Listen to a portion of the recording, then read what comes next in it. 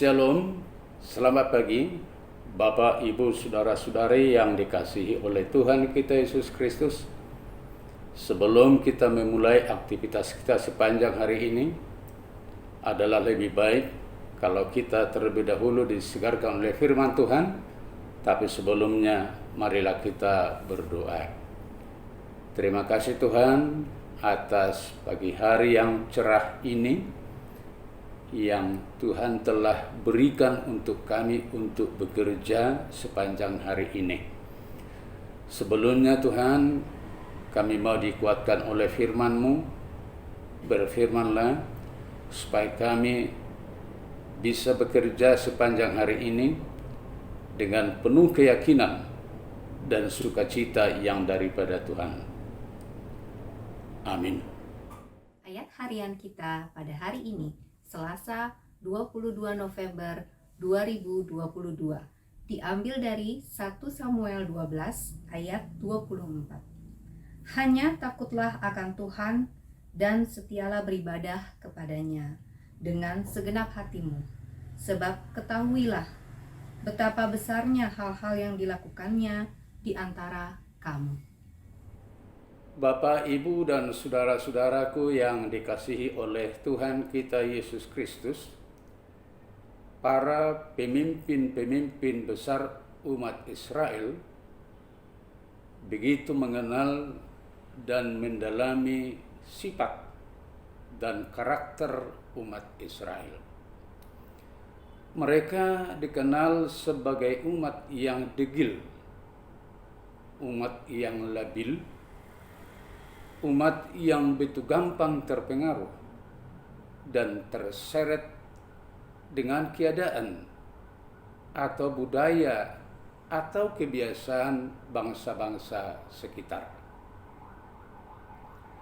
Dan bahkan spiritualitas mereka pun sering rusak dan terseret ke dalam praktek-praktek agama di sekitar mereka.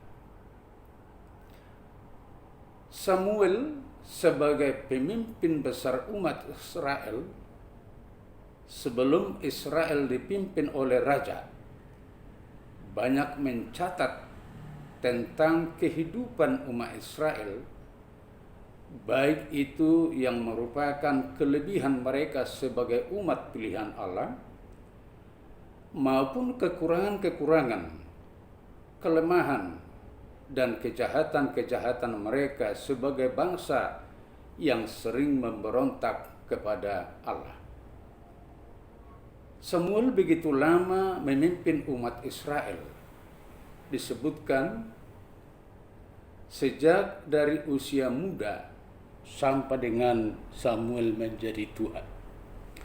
Tentu dari lamanya Samuel memimpin umat Israel, Samuel sangat paham bagaimana sifat dan karakter umat Israel, seberapa baik mereka dan seberapa buruk mereka.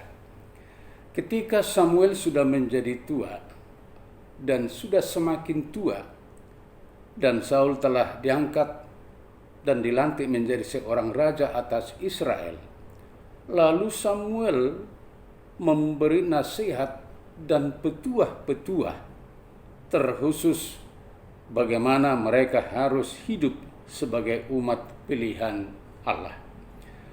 Samuel mau ke depannya supaya umat itu makin baik dan berkenan di mata Tuhan. Lalu Samuel memberi nasihat supaya mereka tetap memperbaiki dan memelihara hubungan yang baik dengan Allah, yaitu dengan takut kepada Allah dan setia beribadah dengan segenap hati. Hal itu harus mereka lakukan mengingat Tuhan telah begitu banyak melakukan hal-hal besar untuk memelihara hidup mereka. Bapak, Ibu, Saudara-saudara, apa yang mau kita pahami dari nasihat Samuel ini kepada umat Israel?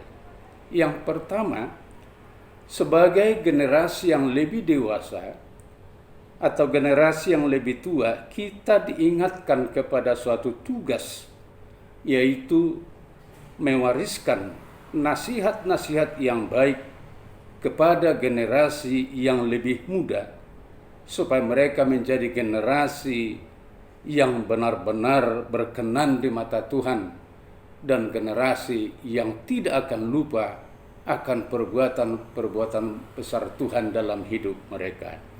Dan yang kedua, melalui nasihat Samuel ini, kita diingatkan supaya menjadi umat percaya yang selalu tahu bersyukur, yang takut kepada Tuhan, dan menjadi umat yang setia beribadah dengan segenap hati, karena Tuhan telah banyak melakukan hal-hal yang besar untuk memelihara hidup kita. Setiap hari Tuhan telah banyak melakukan hal-hal yang besar dan malah hal-hal yang terbaik untuk memelihara hidup kita.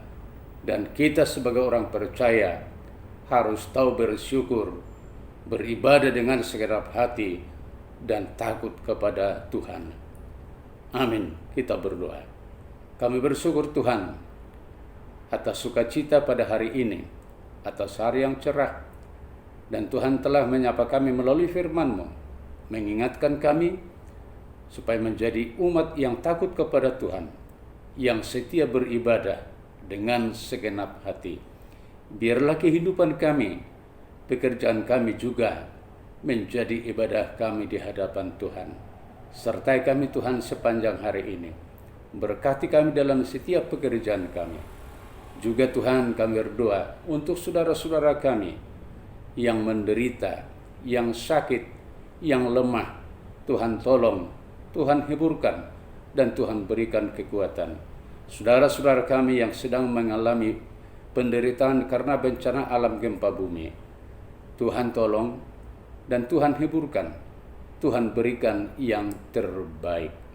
Kami akan percaya Tuhan akan selalu memelihara hidup mereka. Dan juga kami berdoa bagi pemerintah kami, para pemimpin kami, supaya mereka juga dimampukan untuk yang membuat yang terbaik bagi saudara-saudara kami yang sedang menderita. Ampuni kami Tuhan dari dosa kami, di dalam nama anak-Mu Yesus Kristus Tuhan kami. Amin. Anugerah Tuhan kita Yesus Kristus, kasih setia Allah Bapa, dan persekutuan dengan Roh Kudus kiranya menyertai kamu. Amin.